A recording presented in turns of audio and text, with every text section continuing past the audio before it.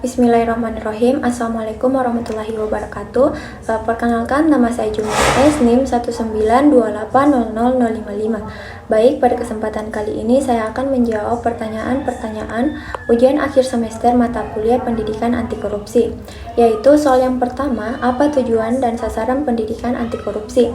Pendidikan anti korupsi merupakan tindakan untuk mengendalikan dan mengurangi korupsi berupa keseluruhan upaya untuk mendorong generasi mendatang untuk mengembangkan sikap menolak secara tegas terhadap setiap bentuk korupsi. Selanjutnya, nomor yang kedua yaitu jelaskan pendekatan dan implementasi pendidikan anti korupsi. Pendekatan dan implementasi pendidikan anti korupsi yaitu untuk menentukan bagaimana pendekatan pendidikan anti korupsi di tanah pendidikan perlu dilakukan survei terlebih dahulu di kampus tersebut dan masih perlu berbanyak tindakan agar mengimplementasikan pendidikan anti korupsi ini mungkin bisa lebih dibenahi dan dikembangkan lagi agar supaya mahasiswa lebih mengerti bahwa betapa pentingnya pendidikan anti korupsi ini untuk generasi penerus bangsa. Selanjutnya, nomor yang ketiga yaitu bagaimana menerapkan nilai-nilai pendidikan anti korupsi. Nilai-nilai pendidikan anti korupsi yaitu untuk menanamkan sifat anti korupsi dalam kehidupan sehari-hari dengan disiplin, selalu jujur dalam perkataan atau perbuatan dan bertanggung jawab dalam melakukan kegiatan apapun, tidak berbohong sampai kapanpun baik di lingkungan keluarga, masyarakat maupun sekolah dan lain-lain. Selanjutnya nomor 4 yaitu sebutkan nilai-nilai dalam pendidikan karakter.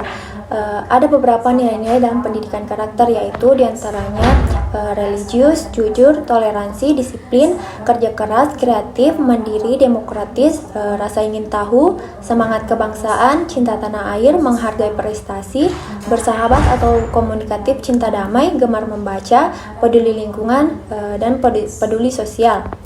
Selanjutnya nomor 5 yaitu sebutkan dan jelaskan dimensi, indikator dan acuan dalam pendidikan anti korupsi.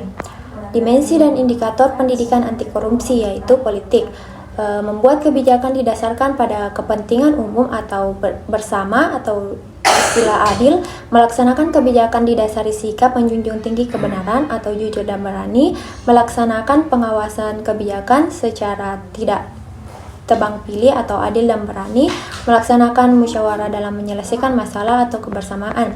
Nilai acuan pada pendidikan anti korupsi yaitu kesetaraan atau kesejajaran sama tingkatan atau kedudukan sebanding, sepadan, dan seimbang.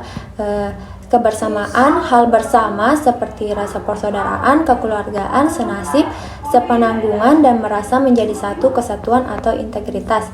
Selanjutnya, nomor 6 yaitu sebutkan dan jelaskan contoh mengapa pendidikan anti korupsi memiliki keterkaitan dengan kesederhanaan dan kejujuran. Yang pertama yaitu kejujuran.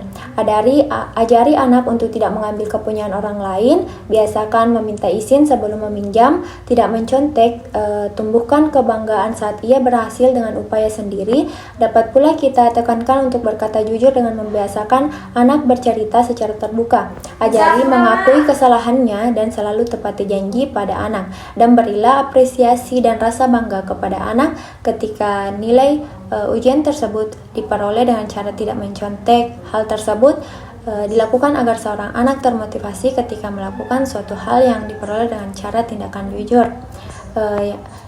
Yang kedua yaitu kesederhanaan. Ajarkan anak merasa cukup dengan apa yang dimiliki. Setiap anak ingin membeli sesuatu. Ingatkan bahwa ia sudah punya di rumah. Biasakan membeli yang baru jika membutuhkan bukan menginginkan. Tekankan bahwa yang penting bukan baru atau bagusnya, tapi fungsi dan manfaatnya.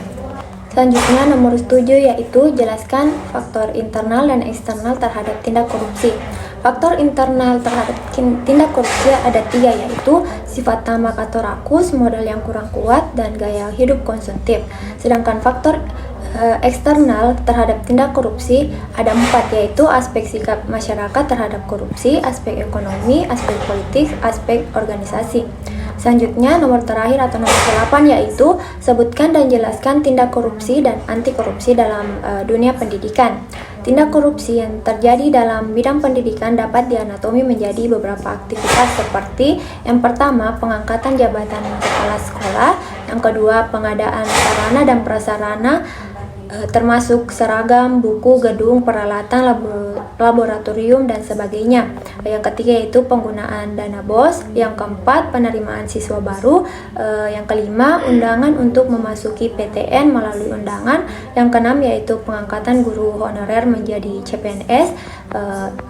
Itu tadi 6 kasus dari tindakan pidana korupsi bidang pendidikan merupakan aktivitas yang terjadi di dalam dunia pendidikan saat ini. Tindakan ini melibatkan beberapa oknum, mulai dari oknum guru, oknum kepala sekolah, dinas pendidikan, kepala daerah, bahkan sampai tingkat pusat.